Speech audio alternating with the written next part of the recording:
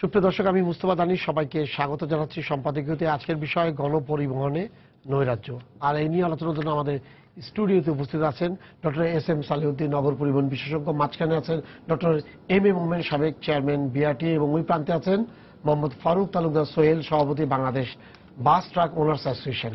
তবে আলোচনা শুরুর আগেই চলুন দেখে নিই এখনকার প্রধান শিরোনামগুলো।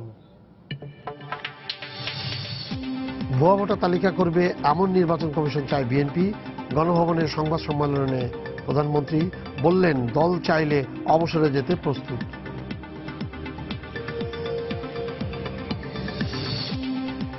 কর্মসূচির ঘোষণা দিলেও সমাবেশ স্থলে দেখা যায়নি বিএনপি নেতাকর্মীদের।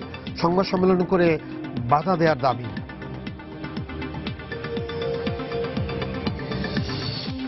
৳10 কেজি দরে চাল বিক্রিতে অনিয়ম হলে কঠোর ব্যবস্থা, হুঁশিয়ারি খাদ্যমন্ত্রীর। কর্মসূচি সফল করতে কাজ করছে সরকার।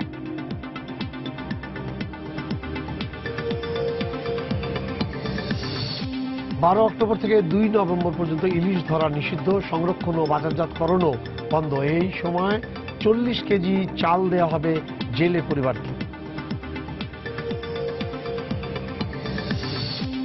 এবং কঠোর নিরাপত্তায় মিরপুরে অনুশীলন করল ইংল্যান্ড ক্রিকেট দল। বাংলাদেশের নেয়া ব্যবস্থা সন্তোষজনক, জানালেন অধিনায়ক বাটলার।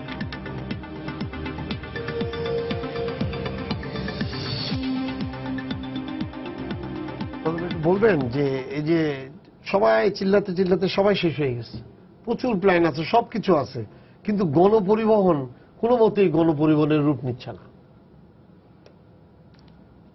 হ্যাঁ, এটা এত নৈরাজ্য কেন? অত্যন্ত পার্টিকুলার একটা কোশ্চেন। এটার পিছনে তো আপনি খাটতে খাটতে আপনি রিটায়ারে চলে গেছেন, আলোচনা আসছে, হয়তো উনিও চলে যাবেন। গণপরিবহনটা আমাদের দেশে গণপরিবহন হিসাবে যেভাবে আসা উচিত ছিল এই বিগত এই 40-45 বছরেও সেটা হয়নি। না হয়ে ওঠার প্রথম কারণ আমি বলবো সেটা হলো যে আপনার আমাদের ল্যান্ড ইউজ প্ল্যানিং এর সাথে ট্রান্সপোর্ট প্ল্যানিং এর কোনো সমন্বয় ছিল না। এই ল্যান্ড ইউজ প্ল্যানিং এর সাথে ট্রান্সপোর্ট প্ল্যানিং এর সমন্বয় হয় 2004-05 এর দিক দিয়ে, যেখানে আমরা এসটিপি করেছি, স্ট্র্যাটেজিক ট্রান্সপোর্ট প্ল্যান করেছি। তার আগে আপনার শুধু বসবাস করার জন্যই আপনার এই অবকাঠামো তৈরি হয়েছে, কিন্তু সেই তুলনায় আপনার তাদের যে রোডের যে চাহিদা সেটা হয়নি। এটা পুরানো কথা, আমি আবার একবার রিপিট করলাম। এখন এই গণপরিবহন, যেটাকে আমরা গণপরিবহন বলি, এই গণপরিবহন কিন্তু এখনো নাই। আমরা যেই বাস সিস্টেমকে নিয়ে এসে আমরা বলছি যে এগুলো গণপরিবহন, অ্যাকচুয়ালি এগুলো গণপরিবহনের ভিতরে পড়ে না।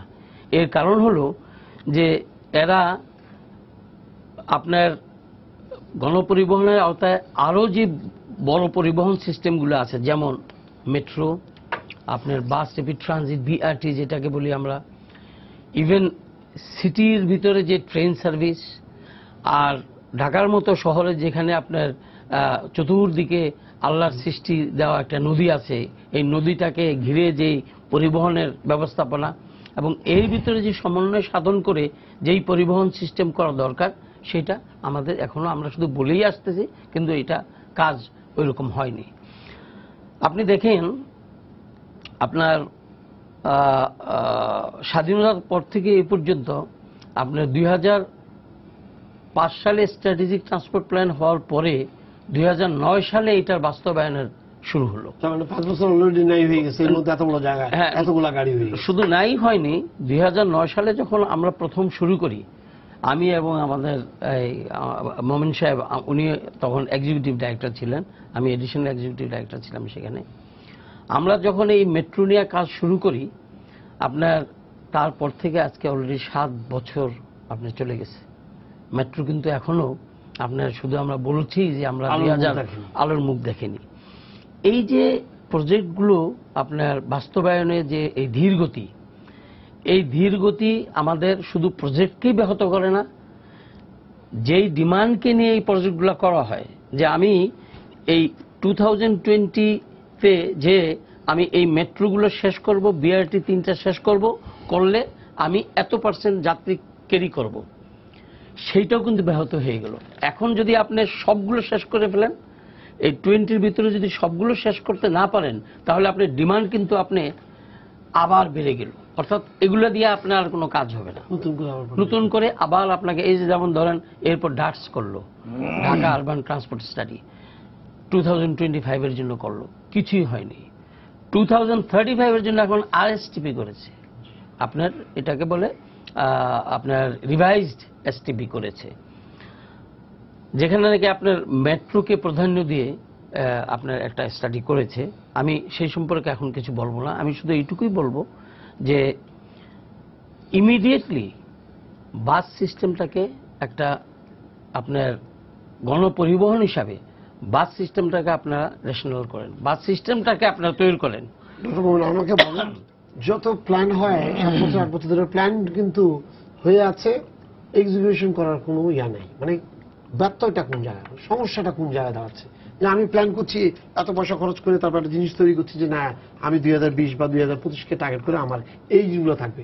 তো ঠিক আছে, এরকম হতে পারে যে শুরু হয়েছে, ধীর গতি হচ্ছে, কিন্তু এটা শুরুই হয় না। আর এই সমস্যাটা অনেকটা পদ্ধতিগত। আমলাদের অনেক সীমাবদ্ধতা থাকে এবং আমরা আমলাদের গালাগাল দিতেও পছন্দ করি, এবং আমি নিজে আমলা ছিলাম, কাজেই আমার মনে হয় আমি ওই দায়টুকু নিজের ঘাড়ে নিয়েই বলছি। আমাদের পদ্ধতিটা শেষ পর্যন্ত আমি কি কাজটা করব সেটা না, আমি পদ্ধতিগুলি কিভাবে অ্যাডজাস্ট করতে পারি সেটা হচ্ছে আমার মূল কাজ, আমার লক্ষ্যটা কাজ না। আপনি যে শব্দটা, মূল শব্দটা প্রথম যেটা ব্যবহার করলেন, গণপরিবহনে নৈরাজ্য, এরকম আপনার 18 শতকের শেষ দিকে ঢাকায় এরকম একটা শব্দ শোনা যায় যে ঢাকায় ট্রান্সপোর্ট সেক্টরে নৈরাজ্য। ওই নৈরাজ্যের কারণটা ছিল একদম ভিন্ন। তখন মানে যানবাহন মানেই ছিল ঘোড়ার গাড়ি। সেই সময় বেশ কিছু ঘোড়া অসুস্থ হয়ে পড়ে, অসুস্থ হয়ে পড়ার পরে তখন ঘোড়া যদি অসুস্থ হয়ে পড়ে তাহলে তো পরিবহন ব্যবস্থা ভেঙে যাবে, তাহলে কি করা? ওই সময়টায় রাস্তা কোনো সংকট ছিল না, কিন্তু ঠিক আপনার 40 বছর পরেই আরেকটা স্টাডিতে, তখন আপনার ঢাকার সেটেলমেন্ট অফিসার ছিলেন মিস্টার এসকলি, উনি খুব দুঃখ করে বললেন যে ঢাকা শহরের রাস্তাঘাট এত কম। রেনেলের যে ম্যাপ, রেনেলের ম্যাপটা আরো বেশ আগের, রেনেলের ম্যাপে কিন্তু ঢাকায় প্রচুর রাস্তা ছিল, রাস্তা অনেক কম। তাহলে আমরা বেশ আগেই ঢাকায় যে রাস্তা কম এটা মোটামুটি ভাবে আমরা স্বীকার করেছি। আমরা সবাই জানি যে বিখ্যাত সেই ধলাই খালের কথা। ধলাই খালটা ছিল ঢাকার পণ্য পরিবহনের প্রধান মাধ্যম। সেই ধলাই খালের এখন আমার মনে হয় এখনো হয়তো বোঝা যাবে যে ধলাই খাল একটা ছিল। আজকে থেকে 30-40 বছর পরে গবেষণা করতে হবে ধলাই খাল কোনটা। ধলাই খাল নেই। আমরা আমাদের জনপরিবহন এবং পণ্য পরিবহনের যে প্রধান প্রধান মাধ্যমগুলি, এগুলিকে আমরা এলিমিনেট করে ফেলেছি। আরেকটা হচ্ছে গণপরিবহন, আমরা যে কথাটা বলে আসছি, সালাউদ্দিন সাহেব এটা ব্যাখ্যা করেছেন। আমরা আসলে গণপরিবহন এখনো শুরুই করিনি। যদি শুরু করতাম, আমি আপনাকে আমার মনে হয় একটু অঙ্কের হিসাবে একটু বলি। 11,200 লোক আমরা পরিবহন করতে চাই। যদি পরিবহন করতে চাই তাহলে আমার যদি কার ব্যবহার করি, কার ব্যবহার করি, তাহলে আমার লাগবে 8,000 গাড়ি। একটা গাড়িতে অ্যাভারেজ 1.4 পার্সন ট্রাভেল করে। তা 8,000 গাড়িতে আমি 11,200 লোক পরিবহন করব। আর এটাকে যদি আমি বাসে চলে আসি, সিঙ্গেল ডেক বাসে যদি চলে আসি, একটু বেশি ধারণ ক্ষমতা সম্পন্ন, তাতে আমার বাস লাগবে হচ্ছে 130টা। যদি আমি ডাবল ডেক বাস ব্যবহার করি তাহলে লাগবে 85টা, আর আমি যদি ট্রেন ব্যবহার করি তাহলে লাগবে 11টা। আমরা কোনটাতে যাব? একদম বেসিক কোশ্চেন, আমরা কি 8,000 গাড়ি নেব, না 11টা ট্রেন নেব, না 85টা ডাবল ডেক বাস নেব? আমরা কিন্তু ওই জায়গাটায় আমরা এখন আটকা পড়ে আছি। আমাদের দেশে যত প্রজেক্ট, শেষ পর্যন্ত আপনি বলেন যে আমরা প্রতিবেদন দাখিল করি, প্রতিবেদন পাঠ হয়, প্রতিবেদন সম্পর্কে আরো প্রতিবেদন ছাপা হয়, কিন্তু শেষ পর্যন্ত এটা শেলফড হয়ে যায়। কেন হয়ে যায়? একটা বড় কারণ হচ্ছে এটার পেছনে আমরা যে প্রজেক্টগুলিকে সামনে নিয়ে আসি সেগুলি বেসিক্যালি ইনসেন্টিভ বেসিস, যে কোন প্রজেক্টের বেনিফিশিয়ারি কে, তার ক্ষমতা কতটুকু, তিনি কতটুকু কাজ করিয়ে নিয়ে আসতে পারেন। সে কারণে আপনার সেই প্রজেক্টগুলি দেখবেন আগে আগে হচ্ছে। যেটাকে আপনি প্রায়োরিটি মনে করছেন, ঠিকাদার কিংবা কাজ করতে যিনি আগ্রহী, যার সাথে ক্ষমতা কাঠামোর বিভিন্ন সম্পর্ক রয়েছে, যে কাজটা করিয়ে নিয়ে আসতে পারবে, তার তো সেখানে আগ্রহ নাই। কাজে আপনার প্রায়োরিটি এবং সেই ঠিকাদারের প্রায়োরিটি এক নয়। আরেকটা দুর্ভাগ্যজনক, এটা সত্যি কথাই, বিভিন্ন সময় ক্ষমতা কাঠামোর সাথে যারা জড়িত, এবং আপনি একটা বড় কাজ করতে গেলে এটা জন্য ম্যান্ডেটরি যে আপনাকে ক্ষমতা কাঠামোর কাছাকাছি হতে হবে, নতুবা আপনি করতে পারবেন না। আমরা চাই কাজটা করুক একটা প্রফেশনাল লোক, যিনি পেশাদার, এটাই যার কাজ, তিনি সেই কাজটা করুন। শেষ পর্যন্ত সেটা হয়ে ওঠে না। এবং এগুলিরই আপনার সাম টোটাল হচ্ছে নৈরাজ্য। আপনি নৈরাজ্যের জন্য আপনার প্রতিদিন দুর্ঘটনা, রাস্তার অভাব, রাস্তাঘাটের অভাব, রাস্তায় ট্রাফিক জ্যাম, অভাবনীয় রকম ট্রাফিক জ্যাম। আমরা যদি সবগুলি একত্রে বলি তো সেটি হচ্ছে নৈরাজ্য। এই নৈরাজ্য আমাদের নিজেদের সৃষ্টি করা, এর জন্য আমিও দায়ী। আমি একসময় বিআরটি এর চেয়ারম্যান ছিলাম, ডিটিসিবির এক্সিকিউটিভ ডিরেক্টর ছিলাম। আমার ধারণা আমাদের যে ভূমিকা পালন করার কথা ছিল আমরা সেটা ঠিকভাবে করতে পারিনি। ধন্যবাদ। আপনাদেরকে তো উত্তরের মেয়র বলেছেন যে না, আমি আপনাদেরকে লোন দিচ্ছি 4,000 গাড়ি অন্তত নাম্বার পাই। তা আপনাদের তরফ থেকে বলে দেওয়া হয়েছে যে দেখেন টিপ তো পাই না, তো আমি কেন এইসব জিনিসপত্র নিয়ে লোকসানের মুখে সামনে যাব? আগে ছিল 8,000 গাড়ি, এখন হয়ে আছে 3,500 গাড়ি। তাও এই গাড়িগুলোর মান কি, তার ফিটনেস কতটুকু, সেগুলো নিয়েও অনেক প্রশ্ন আছে। আমাদের যে চাহিদা, সব জায়গায় দেখা গেল প্রতিদিন বা প্রতি বছর 12 থেকে 15,000 প্রাইভেট কার নেমে যাচ্ছে, তার এগেন্স্টে মাত্র 100-150 গাড়ি নামে। কিন্তু গাড়ির লোকের সংখ্যাই বেশি, প্রাইভেট কারের লোক সংখ্যা বেশি না। তাহলে আলটিমেটলি দাঁড়াচ্ছে না কোন জায়গায়? আস্তে আস্তে তো পিছাই যাচ্ছি আমরা। তো এই জায়গায় সমতা আনার জন্য আপনাদের এটা কি সাজেশনটা? আপনার সাজেশন দেওয়ার আগে আমি আপনাকে একটা স্পষ্ট কথা বলে দিই। আপনি যথার্থই বলেছেন যে আমরা পিছিয়ে যাচ্ছি, এবং তার পরিসংখ্যান আপনি বলে ফেলেছেন, and that's the real thing. Because আপনি যদি পৃথিবীর অন্য দেশগুলোর দিকে তাকান, আরবান ট্রান্সপোর্টকে হেলদি করার জন্য গভর্নমেন্টের একটা বিশাল পার্টিসিপেশন থাকে in terms of planning and investment in both way. কিন্তু বাংলাদেশের স্বাধীনতা পরবর্তী 45 বছরে সরকার বলতে পারবে না যে তারা একটি টাকা আরবান ট্রান্সপোর্টে ভর্তুকি দিয়েছে। আরবান ট্রান্সপোর্টে যতটুকুই দেখছেন ভাঙাচুরা যেটাই আছে এটা ব্যক্তি মালিকানা, এবং আপনি শুনলে আশ্চর্য হবেন যে একটি গাড়ির কয়েকজন মালিক। পৃথিবীতে এরকম উদাহরণ কয়টা দেশে আছে আমি জানি না। সুতরাং এই অবস্থাতে যেটা হচ্ছে যে প্রতিদিনে আপনি যে তথ্য দিলেন, প্রতি বছর প্রায় 10 থেকে 15,000 করে আমাদের যেটাকে আমরা ব্যক্তিগত গাড়ি বলি তার সংখ্যা বাড়ছে। এখন ব্যক্তিগত গাড়ির সংখ্যা বাড়ছে কেন? বিকজ মানুষকে চড়বার জন্যে তাকে যেই ট্রান্সপোর্টটি আমার দিতে হবে বা দেয়া দরকার, রাষ্ট্র যেটা দেয়া দরকার, আমরা সেটা দিতে পারছি না। সেটা সরকার বলেন বা আমরা যারা আছি জনগণ, আমরা যারা আমলা আছি, সবাই মিলে আমরা এটা পারছি না। মানুষ না কোনোভাবে তো তার চাহিদা সে পূরণ করবেই। সুতরাং আমাদের কিন্তু বাইং ক্যাপাসিটি বাড়ছে, নেসেসিটি বাড়ছে, ওই সমস্ত কারণেই এটা বাড়ছে। এখন যদি সত্যিকার অর্থে আপনাকে এইটাকে সত্যিকার অর্থে এই বাসের সংখ্যা বাড়াতে হয়, তাহলে আমি যেটা বারবার বলেছি যে আপনাকে বাসগুলোকে আনবার জন্যে রাস্তার ব্যাপারে খুব সুনির্দিষ্ট প্ল্যানিং দিতে হবে। আপনারা জানেন উনি ডিটিসিবিতে আমাদের দুজনই ছিলেন, ওনারা জানেন যে আমাদের র্যাপিড ট্রানজিট নামে একটা প্রজেক্ট ছিল, এবং এই প্রজেক্ট এতদিনে চলে আসার কথা, কিন্তু সেই প্রজেক্ট আজও পর্যন্ত আসেনি। বলেই দিলেন যে সবই প্ল্যান। প্রশ্নটা যেটা হচ্ছে যে আপনি একটি লোককে বলবেন তুমি ইনভেস্ট করো, কিন্তু সেই ইনভেস্টার আলটিমেটলি তার ইনভেস্টমেন্টকে ফিরিয়ে আনার জন্য তার যে রাউন্ড ট্রিপ করতে হবে সে করতে পারবে না। তাকে একটি ট্রিপে যেখানে তার কাঙ্ক্ষিত সময় লাগবে 15 মিনিট থেকে আধা ঘন্টা, সেখানে লাগবে তার 3 থেকে 4 ঘন্টা। এখন আপনি যখন তাকে কিলোমিটার মধ্যে ভাড়া দিচ্ছেন তখন আপনি ক্যালকুলেশন করছেন যে তার সময় লাগবে 15 মিনিট বা আধা ঘন্টা, সেই হিসেবে তাকে আপনি ফেয়ার দিচ্ছেন, কিন্তু পরবর্তী সময় সে সময় কাটাচ্ছে সেখানে 3 ঘন্টা। তাহলে এই যে বিপরীতমুখী অবস্থা, এই অবস্থাতে সে কোনোদিন সাস্টেইন করতে পারবে না। এই যে গাড়িতে বলা হচ্ছে লক্ষ মার্কের গাড়ি, এরও কারণ কিন্তু একটি কারণ, ওই গাড়িটিকে আপগ্রেডেড রাখবার জন্য তার যে ফিনান্সিয়াল যে পজিশনটি তার থাকা দরকার, সেই ফিনান্সিয়াল পজিশনটি নেই। সে ব্যাংকে টাকা দিতে পারছে না, একসময় সে ব্যাংকক্রাফট হয়ে যাচ্ছে। আপনি দেখেন রিইনভেস্টমেন্ট হচ্ছে না। একটি সেক্টর কি হেলদি কিনা, সেই সেক্টরে যারা ইনভেস্টর আছেন, যারা ব্যবসায়ী আছেন, তারা কি বিজনেস করে ভালো করছে কিনা, তার একটি মাত্র উদাহরণই যথেষ্ট, একটি লক্ষণই যথেষ্ট যে ওই ইনভেস্টর ওই সেক্টরে রিইনভেস্ট করছেন কিনা। এটা আমাদের ব্যবসায়ী যারা, আমাদের ধরন, যখন আমরা একটা বিজনেসের মধ্যে প্রফিট দেখি তখনই সেখানে আমরা আবার দ্বিতীয় বিনিয়োগ করি। সুতরাং এটা খুব সিম্পল একটা সিমটম, এই সিমটম দেখে বোঝা যায় যে ওই সেক্টরটি হেলদি কিনা, ওই সেক্টরে প্রফিটেবিলিটি আছে কিনা, ওই সেক্টরে যারা আছেন তারা ভালো আছেন কিনা। সুতরাং আপনি যদি গত 10 বছরের দেখেন, পরিসংখ্যান দেখেন, এই পুরো ঢাকা শহরে আপনি একটি কোম্পানিকে খুঁজে পাবেন না যে নাকি দ্বিতীয়বার এই সেক্টরে ইনভেস্ট করেছে। যে ইনভেস্ট করছে না বুঝে করছে, ঝোঁকের মাথায় করছে, সামহাও ব্যাংক লোনের অ্যারেঞ্জমেন্ট হয়ে যাচ্ছে, করছে, পরবর্তী সময় ব্যাংকের টাকা দিতে পারছে না, ব্যাংকরাপ্ট হয়ে যাচ্ছে, সে পথের ফকির হয়ে যাচ্ছে।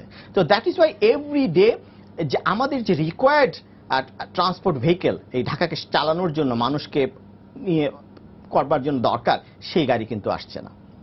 সুতরাং এই অবস্থা আজকে যেটা আমরা দেখছি, এটা আমি বলবো দিন দিন আরো অ্যাকিউট হবে, এতটাই অ্যাকিউট হবে যে এটাকে আমরা কোনো কিছু দিয়ে, কোনো জোড়াতালি দিয়ে করতে পারবো না। আর দ্বিতীয় আরেকটা কথা আমি ওনাদের সুরের সাথে একই ছাড়ে বলবো, কোনো শহর শুধুমাত্র আপনার সারফেস ট্রান্সপোর্টে, বাস ট্রান্সপোর্ট দিয়ে কোনোদিন কোনো শহর সাস্টেইন করেনি।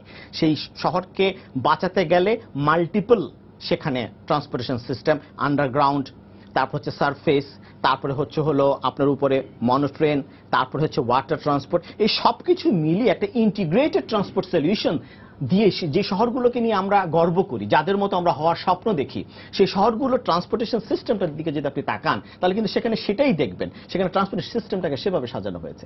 আপনি কি ভাবতে পারেন, আজকে আপনি শহরের কথা বলছেন, ঢাকা শহরের কথা, সেই দিন খুব দূরে না যেদিন আপনি আমাদের যে ঢাকার বাইরের যে শহরগুলো, উপশহরগুলো আছে, আমাদের যে মহাসড়কগুলো আছে, সেখানে নিয়েও আপনি একই চিৎকার করবেন, কিন্তু আপনি কোনো সমাধান করতে পারবেন না। আমার জানা মতে সমগ্র বাংলাদেশে এখন ব্যাটারি চালিত এবং ভটভটি নসিমনের সংখ্যা 30 লক্ষের চেয়ে বেশি হয়েছে। এর একটি গাড়ি রেজিস্ট্রেশন নেই এবং কেউ জানে না যে এটা আজকে আমাদের উপশহরগুলোর জন্য কত বড় এক বিস্ফোরা হয়ে গেছে। আপনি উপশহরগুলোতে যান, কোথাও আপনি যাতায়াত করতে পারবেন না, আপনার 2 মিনিটের রাস্তার জন্য আপনার 20 মিনিট, আধা ঘন্টা, 1 ঘন্টা দাঁড়িয়ে থাকতে হবে। তার একটি কারণ ইজি বাইক, অথচ এর কোনো রেজিস্ট্রেশন নেই, সরকারিভাবে কোনো বৈধতা নেই। ইন্টারেস্টিং, অথচ আমদানি করা যাচ্ছে, আমদানি অনুমোদিত। আমি বুঝি না, কিন্তু রেজিস্ট্রেশন দেওয়ার নিয়ম নেই, রেজিস্ট্রেশন দেওয়ার নিয়ম নেই। এবং এটা দীর্ঘদিন, এটা যে এমন না যে গত 2 বছর ধরে বা গত 2 মাস ধরে হচ্ছে, দীর্ঘদিন ধরে এটা হয়ে আসছে। সরকারের, প্রশাসনের, আমাদের সবাই জানেন, কিন্তু কেউ কিন্তু প্রোঅ্যাক্টিভ হয়ে এই ব্যাপারে কোনো পদক্ষেপ নিচ্ছেন না। এখন এই যদি হয় অবস্থা, তাহলে আপনি আমাকে যদি একজন ট্রান্সপোর্টের ইনভেস্টর হিসেবে আমাকে বলেন, সোহেল ভাই, what is the solutions? Sorry, I don't have any knowledge. আমি খুব সামান্য জানা মানুষ, আমার ক্ষুদ্র জ্ঞানে আপনাকে এত বিশাল সমস্যার তাৎক্ষণিক সমাধান দিয়ে দেওয়ার মতো কোনো জাদু আমার জানা নেই। ধন্যবাদ। ফোন আছে, দর্শক আপনার পরিচয় দিয়ে প্রশ্ন করুন। জি, আমি জাফর আহমেদ বলছিলাম যাত্রাবাড়ি থেকে। আমি আমার অফিস হচ্ছে উত্তরাতে, প্রতিদিনই যাতায়াত করি সিরাজ সার্ভিস, অন্যান্য সার্ভিসে। ধরে যাত্রাবাড়ি থেকে সিভিল সার্ভিস নামে আমাদের থেকে 40 থেকে 35 টাকা ভাড়া নিচ্ছে উত্তরাতে, কিন্তু তারা এখান থেকে যেতে কমপক্ষে 40টার উপর স্টপেজ নিচ্ছে এবং মাঝে মাঝে আপনার ব্যারিকেড দিয়ে পিছনের গাড়ি যেতেও দেয় না, ব্যারিকেড দিয়ে যাত্রীদের এবং পিছনের গাড়ি আটকে যাত্রী ওঠায় এবং একটা আরেকটা পিছনে লাগিয়ে দেয় যাতে অ্যাক্সিডেন্টও হয়। এই যে আমরা ভাড়া, অতিরিক্ত ভাড়া দিচ্ছি কিন্তু সার্ভিস পাচ্ছি না, আমরা কিভাবে প্রতিকার পেতে পারি? কে করবে প্রতিকার? ঠিক আছে, 194টা রুট আছে বলে ঢাকা শহর, আর আমি জানি না রাস্তা কয়টা আছে, বুঝি না। খুব মজার ব্যাপার, কিন্তু 194টা রুট আছে। রুটগুলো কে বের করেছে, কোন মহান ব্যক্তি বের করেছে, তাকে খোঁজা দরকার। 194টা, আপনি বলছেন যে রাস্তা নাই, 8% ইয়েও নাই আপনার ঢাকা শহরে, 8%ও নাই, 20%-এর জায়গায় ঠিক আছে 10% হোক, 10% ওইটাও নাই আমাদের। 194টা রুট কোন দিক দিয়ে করলো? হ্যাঁ, গাড়ি উনি বললেন একটা গাড়ির অনেকগুলো লোক মালিক, তো আপনি এই ফ্র্যাঞ্চাইজটা কার ভিতরে ঢুকাবেন? আচ্ছা, আমি অতটা হতাশ নই যতটা হতাশ আপনার ধরেন, যতটা হতাশ মনে হচ্ছে। কারণ আপনারা যদি পৃথিবীর বড় বড় শহরগুলোর আপনার এই ডেভেলপমেন্ট দেখেন, পৃথিবীর কোনো শহরই কিন্তু হঠাৎ করে আজকে তাদের সেই অবস্থানে আসেনি।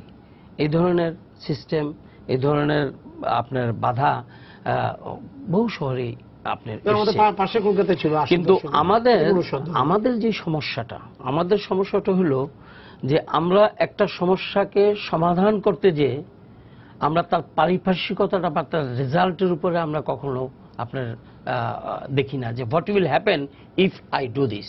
আমি একটু এক্সাম্পল দিই। আজকে আপনার 4 লেন থেকে 8 লেন করেছেন ঢাকা চিটাগাং, ময়মনসিংহ 8 লেন করে ফেলছেন, আমরা আরো 8 লেন করতে যাচ্ছি।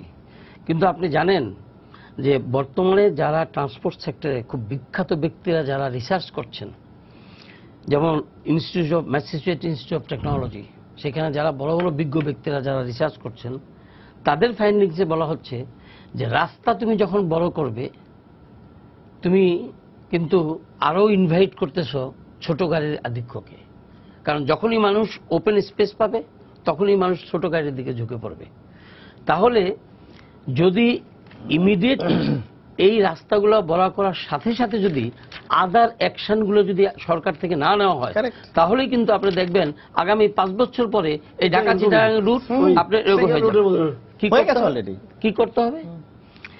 এখন থেকে সরকারকে সিদ্ধান্ত নিতে হবে যে ছোট গাড়ির ইম্পোর্ট আপনার কমিয়ে দিতে হবে।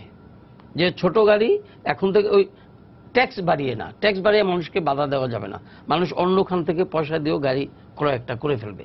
আপনি ইম্পোর্টের সংখ্যাটাই আপনি ধীরে ধীরে কমিয়ে ফেলেন, আনুপাতিক হারে কমান। আর অন দ্য আদার হ্যান্ড আপনি ভালো বাস, বড় বাস এই রাস্তার ভিতরে চালু করেন।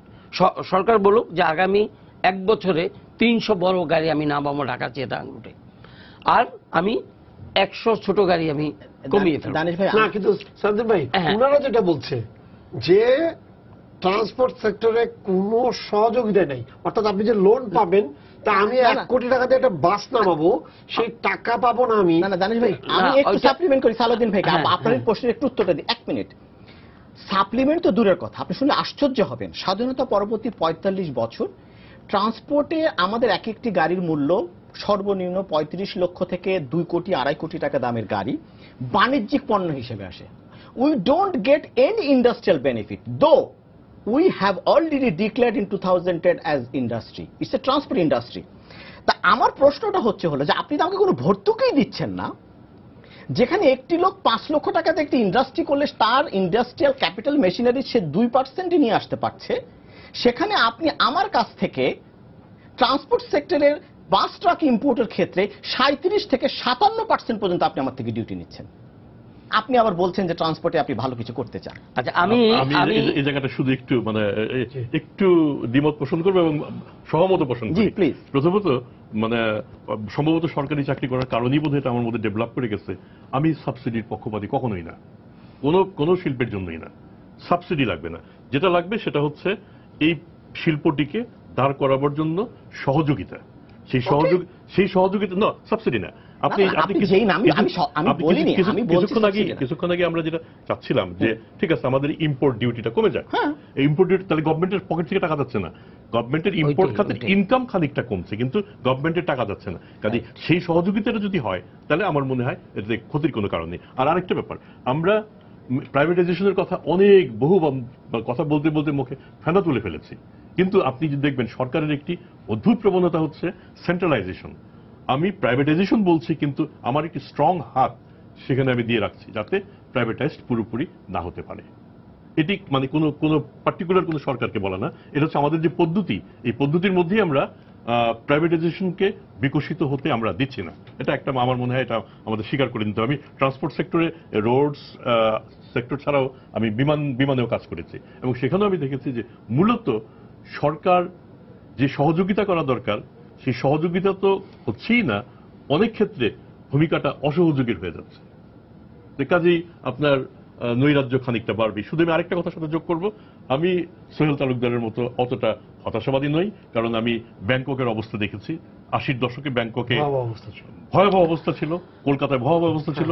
আমি 80-র দশকে লন্ডনের অবস্থা দেখেছি, প্রায় কাছাকাছি অবস্থা ছিল। আপনি বিমান হিথ্রোতে গিয়ে বিমান ধরা খুব কষ্টকর ব্যাপার ছিল অনেকের জন্যই। ঢাকা শহরেও কিন্তু এই পরিবর্তনটা আমরা কিছু পরিবর্তন দেখতে পাচ্ছি, আরো পরিবর্তন হবে এবং আমরা যদি এটা সঠিকভাবে করতে পারতাম হয়তো অনেক বেশি ভালো হতো। আমরা যদি শহরটার দিকে একটু তাকাই, আমাদের এই শহরটা আমাদের বুঝতে হবে যে শহরটা মানে মূলত একটা গ্রামটাকে আমরা আকস্মিকভাবে শহরে পরিণত করার জন্য আমার কি লাগছে? ইট, সিমেন্ট, রড। এটা কিন্তু একটা মানে কংক্রিটের জঙ্গল ছাড়ার কিছু না, পরিকল্পিতভাবে শহরটা গড়ে ওঠেনি।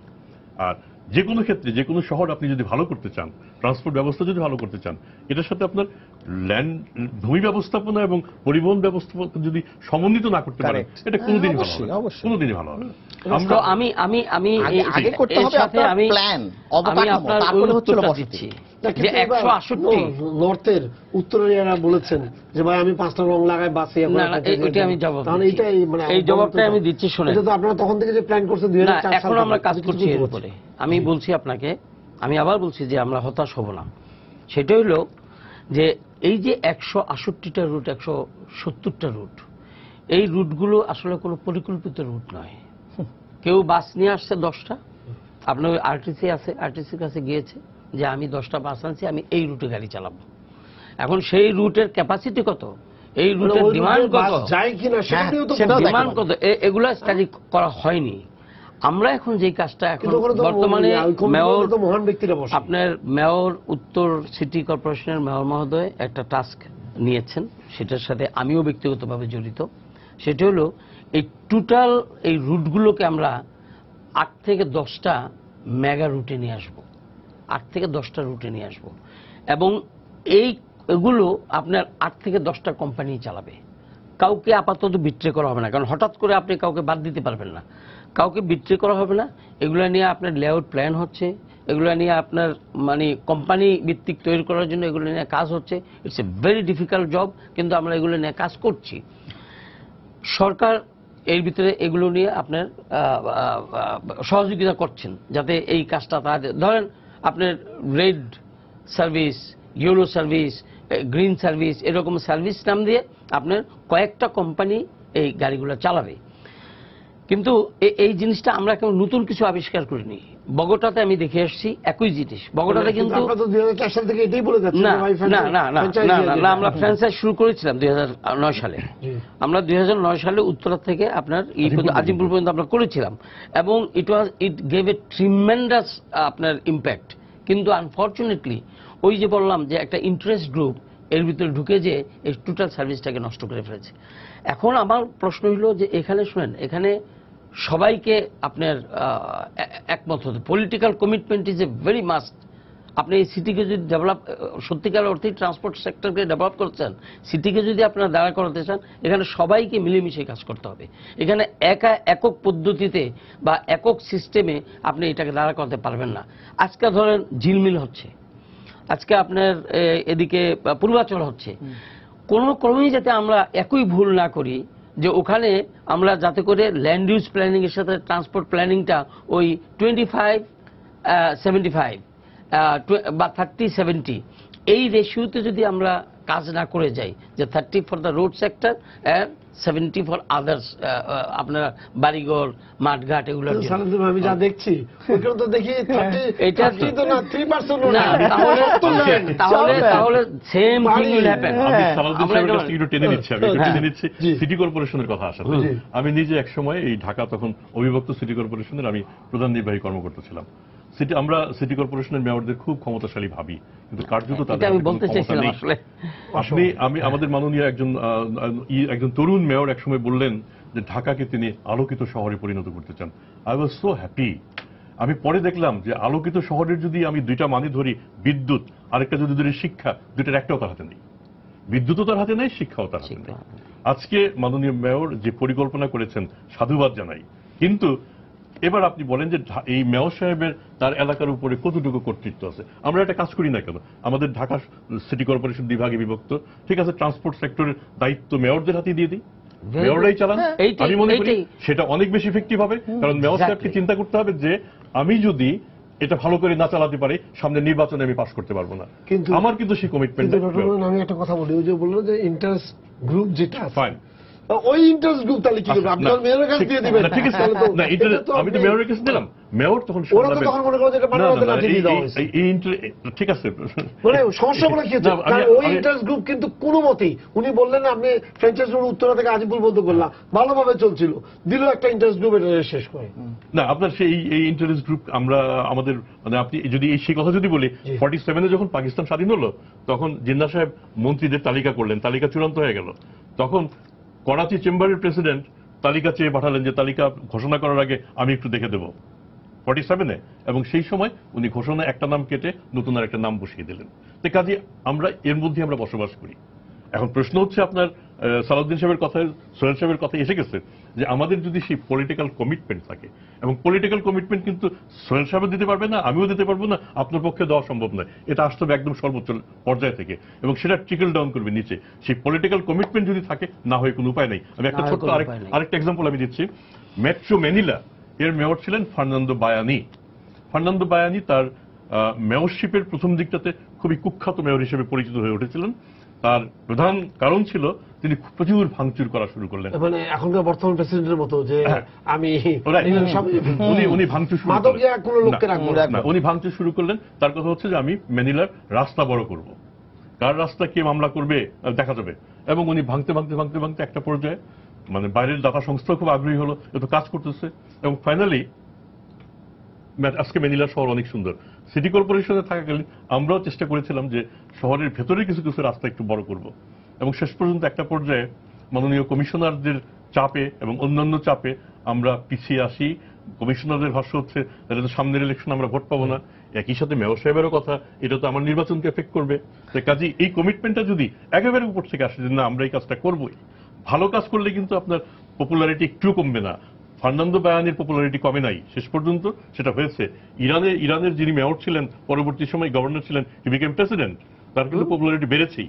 কাজেই ওই সিদ্ধান্তটা যদি আমরা দিতে পারি, সরকার যদি সেটা আমাদেরকে বলেন, সরকারের কোন নির্দেশ আমরা মানুষ মান্য করতে পারে না, কিন্তু সারাক্ষণ তো আমি দেখছি কমিটমেন্টের কথাই তো সরকার বলছে। প্রতিটা ক্ষেত্রে দেশের উন্নয়নের জন্য যা যা করা দরকার আমরা করব। তাহলে আপনি বলছেন পরের অংশটুকু হচ্ছে বাস্তবায়ন। এখানে এটার উত্তরটা আমার কাছে। ব্যাপারটা হচ্ছে কি যে আমরা সমস্যা তৈরি করে পরে ওই সমস্যা সমাধান করার জন্য কমিটমেন্ট করি। এখন এতে করে ওই সমস্যা মহাসমস্যায় পরিণত হয়ে যায়। দ্যাট ইজ ওয়াই ওই আমরা খেই হারিয়ে ফেলি। আমাদের আপনি যদি পৃথিবীর অন্যান্য দেশগুলোতে দেখেন, তাহলে প্রথমে ওরা কি করে, ওরা অতীত থেকে অভিজ্ঞতা নিয়ে তার উপরে প্ল্যান করে, তারপরে ওরা অবকাঠামো করে, তারপরে সেখানে বসতি করে। আর আমাদের হচ্ছে উল্টো, আমাদের আগে বসতি, তারপরে সেখানে প্ল্যান, তারপরে সেখানে অবকাঠামো। তো এইটা তো আপনি কোনোদিন, আপনি যতই কমিটমেন্ট আসুক না কেন, এই কমিটমেন্টের সাথে আর আমাদের যে চাহিদা, এই দুটোকে আপনি চাইলেও ওই যেটাকে বলে গুড ম্যাচ করাতে পারবেন না। এখানে একটা বড় ধরনের আমাদের চাহিদা এবং আমাদের যে যোগানের যে সক্ষমতা, এর মাঝে যে একটা গ্যাপ, এই গ্যাপ থেকেই যাবে না। কিন্তু আপনার কাছে যেহেতু আপনি বাস টাস মালিক সমিতির ওনার্স অ্যাসোসিয়েশনের আমাকে বলেন যে এই যে ভাড়াটা, যেটা ভাড়া নেওয়ার যে প্রসেসটা, তারপরে হলো ড্রাইভার গুলার যে বা অফিস মানে বাস স্টাফদের যে বিহেভ গুলো হচ্ছে, অথবা যে আপনারা যেমন বলছেন যে আপনাদের বাস থামার জায়গা নেই, আপনারা বলছেন সবকিছু মিলে যে মানুষ যে কি অশান্তির মধ্যে আছে। সকালে যখন আপনি নামেন, আপনি যদি দেখেন কি যে করুণ অবস্থা হয়, মানে লাখ লাখ লোকের এত করুণ অবস্থা, মানে এটা ভাবার, এটা দেখার পরে প্রকাশ করা যায় না। হ্যাঁ, এটা মনে হয় না যে এটা একটা শহরে একটা সভ্য না। আমি যদি বলি একটা কোনো ছিটা ফোটাও যদি প্ল্যান থেকে থাকে, সেই ধরনের কোন জিনিস যখন মানুষ বিকেলবেলা যখন মানুষ বাড়ি ফিরে এবং সকালে যখন তারা বিভিন্ন গন্তব্যস্থলে যায়, তখন তা দেখে মনে হয় না।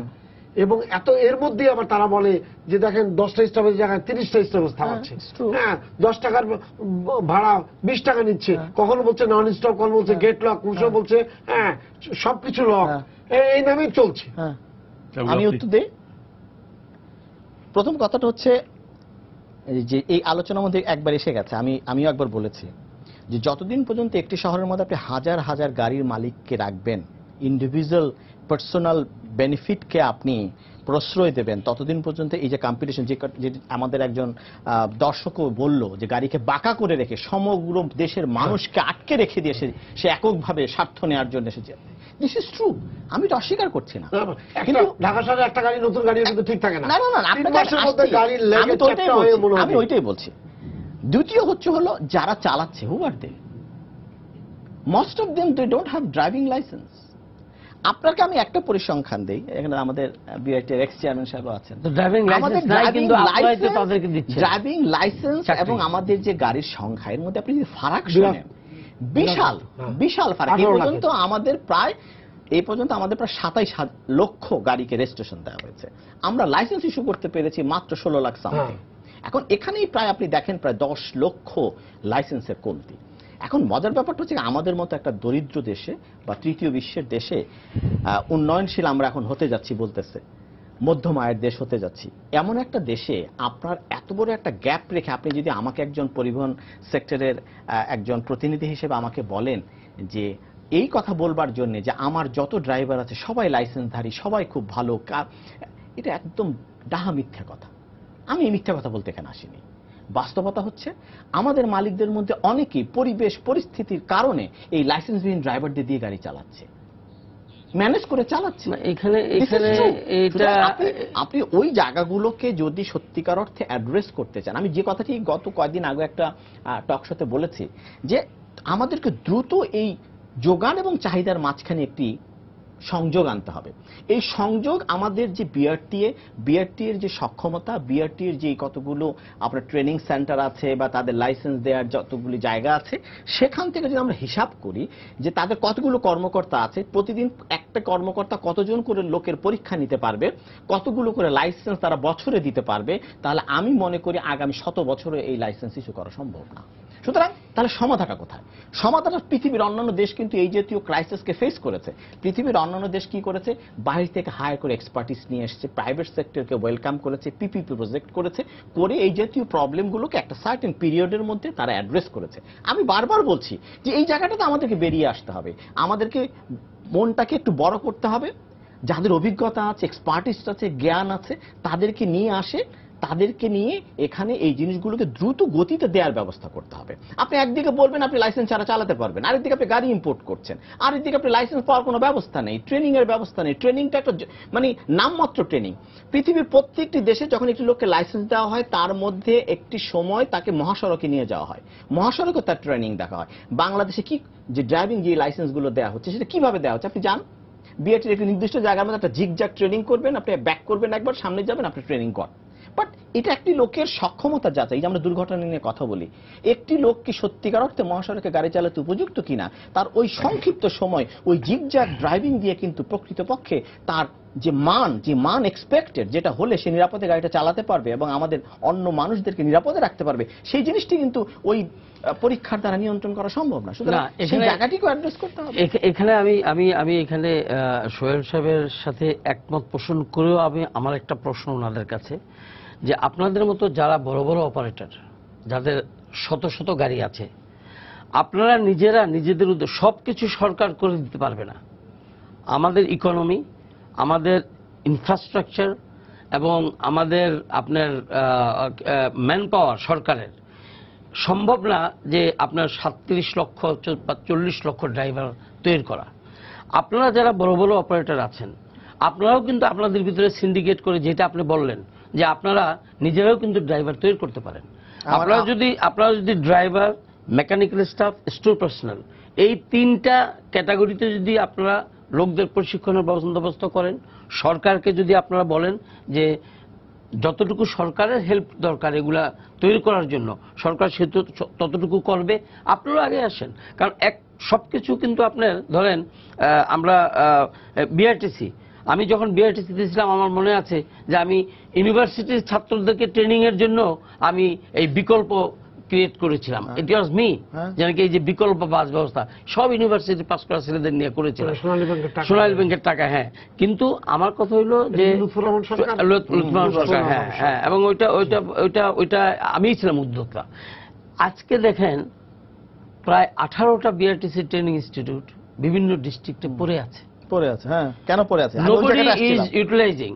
এখন আপনার কাছে আসলো না, কিন্তু আপনারও কিন্তু একটা দায়িত্ব আছে। তার কাছে যে বিআরটিসি চেয়ারম্যানকে বলেন যে আমি 200 ড্রাইভার করে দিব, আপনার ট্রেনিং এর বন্দোবস্ত।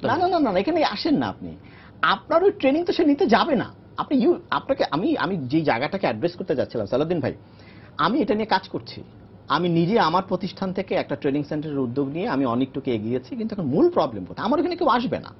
কেন আসবে আমার ওখানে?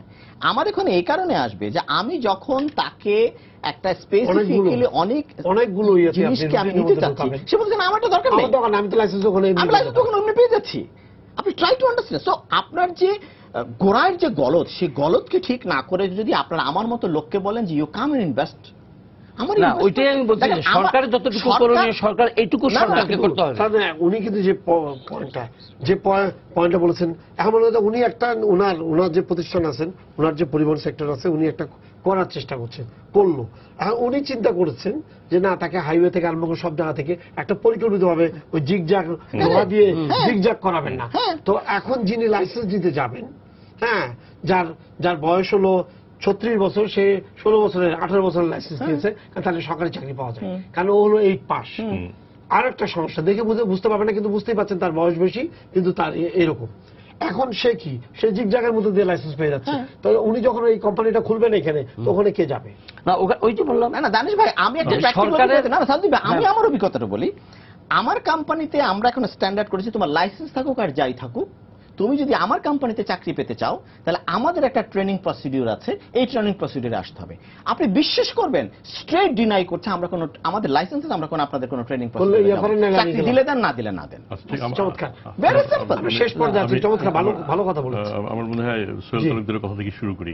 আমরা প্রাইভেট সেক্টরের বিকাশ চাচ্ছি, প্রাইভেট সেক্টরের প্রশিক্ষক হোক সেটাও চাচ্ছি, কিন্তু প্রাইভেট সেক্টরের প্রশিক্ষণের উপরে আমরা আস্থাশীল কি না সেই প্রশ্নের আগে ওই প্রাইভেট সেক্টরের ট্রেনিং এফেক্টিভ হবে কিনা তার আগেই আমি সরে যাচ্ছি যে না, শেষ পর্যন্ত তো সোহেল তালুকদার আমাকে ড্রাইভিং লাইসেন্স দিতে পারবে না, আমাকে আবার বিআরটি এর কাছে ফিরে যেতে হবে।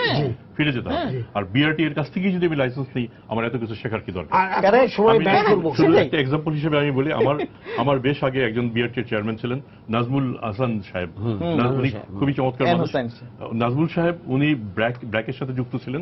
উনি একদিন আমি যখন বিআরটি এর চেয়ারম্যান, উনি একদিন একটা ছেলে ঠিক না এক লোককে ধরে নিয়ে আসলেন, নিয়ে এসে আমাকে বললেন যে এ তো গাড়ি চালাতেই যায় না, ওর কাছে হেভি ড্রাইভিং লাইসেন্স। আমি বললাম যে এটা কবে হয়েছে? বলে যে আমি যখন ছিলাম সেই সময়, কিন্তু কিভাবে হলো কখন হলো আমরা তো আসলে ধরতে পারি নাই। কিন্তু আমাদের পদ্ধতিটা ভিসিয়েটেড, এই ভিসিয়েটেড অবস্থা থেকে বেরিয়ে আসা দরকার। আমার মনে হয় আমরা তো অনেকে I pass, BA pass, M A pass, অনেক কিছু আছি, আমরা কি এম এ পাস হলেই চাকরি পাই? বিসিএস কি এমনি হয়ে যায়? তাহলে আমার প্রশ্নটা হচ্ছে, আপনার যতটা সার্টিফিকেটই থাকুক না কেন, আপনি যখন চাকরি দেবেন, চাকরি দেওয়ার সময় যদি আপনি পাস করতে পারেন তাহলে আপনি চাকরি পাবেন না। সেটা আমার মনে হয় সেই জায়গাটা স্টিক করা দরকার। এই স্টিক করাটা শুধু আপনি না, আপনার সাথে আরো বড় বড় যারা, এখানে সমস্যা কেন? ক্যাপাসিটি আমি বারবার বলেছি, what capacity I got it from my father. I am doing this business since long, last 30 years. I am second generation businessman. But এই বাংলাদেশে আমি লক্ষ লক্ষ পরিবহন মালিক দেখাতে পারবো যে একটা গাড়ির মালিক যে বিদেশে থাকতো, বিদেশ থেকে এসে একটা গাড়ি কিনেছেন, সে একটা ড্রাইভারের পরীক্ষা নেওয়ার কি যোগ্য? সে তো নিজেই ড্রাইভিং জানে না, সে কি পরীক্ষা নেবে? তাকে তো থোড়াই কেয়ার করবে না আমার ওই ড্রাইভার। ব্যাপারটা হচ্ছে কি, আজকে যদি দেশের ট্রান্সপোর্ট কোম্পানিগুলো একটি কোম্পানি আকারে থাকতো, তাদের একটি অবকাঠামো থাকতো, তাদের একটি প্রাতিষ্ঠানিক রূপ থাকতো, তখন আপনি যদি এই জিনিসটি বলতেন, এবার ঠিক আছে, তাহলে হতো। আমার মনে হয় উনি খুব ভালো জায়গায় আসছেন।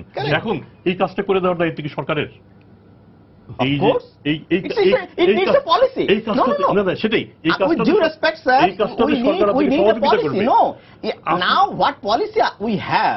সেই পলিসি অনুযায়ী একটি ব্যক্তি 10টি মালিক, একটি লোক 10টি গাড়ির মালিক যেমন হতে পারে, একটি প্রতিষ্ঠান যেমন হতে পারে, ঠিক তেমনি 10 জন মিলেও একটি গাড়ির মালিক হতে পারে। এই হচ্ছে নাও আমার বর্তমানে। ঠিক আছে, আমরা ধরেন আমি একটা গাড়ির মালিক হতে চাই, আপনার সাথে এবং আরো 5 জনের সাথে একটা মালিক হতে পারি। মালিক হওয়াটা সমস্যা না, কিন্তু আপনাদের তো মালিক সমিতি আছে, সেই সমিতির কাজটা কি? মালিক সমিতি, সেখানে আপনি আমাকে কতটুকু গুরুত্ব দেবেন? আমি একটা গাড়ির 10 ভাগের 1 অংশের মালিক, আমার গুরুত্ব বেশি না আপনি 100টি গাড়ির মালিক, আপনার গুরুত্ব বেশি? সেটা আমাকে সেই জায়গাটা আমাদের আসতে হবে। এখন মুশকিল হচ্ছে যে আপনি যে সংকটটা দেখাচ্ছেন, এটা আমি টের পাচ্ছি না, সেটা হচ্ছে যে আমি 10 ভাগের 1 ভাগের মালিক হয়েও আমি যেহেতু বিভিন্ন কারণে ক্ষমতাশালী, সুতরাং আপনি আউট হয়ে যাচ্ছেন। আমি কিন্তু শেষ হয়ে গেছে আমার মনে হয়। ঠিক আছে, আমরা তাহলে ছোট্ট একটা জায়গা থেকে শেষ করি, নৈরাজ্যের পয়েন্টটাতে আসি। আমাদের যে রাস্তাগুলিতে দেখবেন অদ্ভুত ধরনের নেগোসিয়েশন চলে, মোটরাইজড ভেহিকেল একদিকে, নন মোটরাইজড একদিকে, এটা হচ্ছে আমরা সমঝোতা করে চলি। আমাদের রাস্তাগুলিতে একদিকে দেখবেন মানে ভিক্ষুককে পয়সা দিচ্ছে, আর একদিকে দাতা, ভিক্ষুক এবং দাতার সহবাস এক জায়গাতে। আপনি আমাদের রাস্তাগুলিতে দেখবেন পথচারী এবং হকার, তাদেরও সহবাস একই জায়গাতে। আমার মনে হয় এই যে নেগোসিয়েটেড সহবাস, এখান থেকে আমাদের বেরিয়ে আসতে হবে, এবং বেরিয়ে আসতে পারলে আমরা নৈরাজ্য থেকে খানিকটা রেহাই পাবো। আমাদের সময় শেষ হয়ে গেছে। আমার লাস্ট এইটা হলো যে একটা সেন্টেন্স, সেটা হলো দেখুন, আমরা এতক্ষণ যে আলোচনাগুলো করলাম তার সাথে আমরা কিন্তু এই যে ঢাকাতে যে আজকে যে অবস্থা ক্রিয়েট হয়েছে, যানজট, এটা নিয়ে আমরা আগে বহু কথা বলেছি, কিন্তু এখন কিন্তু অনেক নতুন উপাত্ত এসেছে। আমার মনে হয় যে একসময় এই জিনিসটাকে আরো ইনডেপথ একটা আলোচনা করার প্রয়োজন আছে। তো আমাদের সময় শেষ, আপনাদের ধন্যবাদ স্টুডিওতে আসার জন্য। সবাইকে শুভেচ্ছা জানিয়ে শেষ করছি আজকের সম্পাদকীয়। আগামীকাল আবারও দেখা হবে রাত 10টায়। দেখার আমন্ত্রণ রইল। শুভরাত্রি।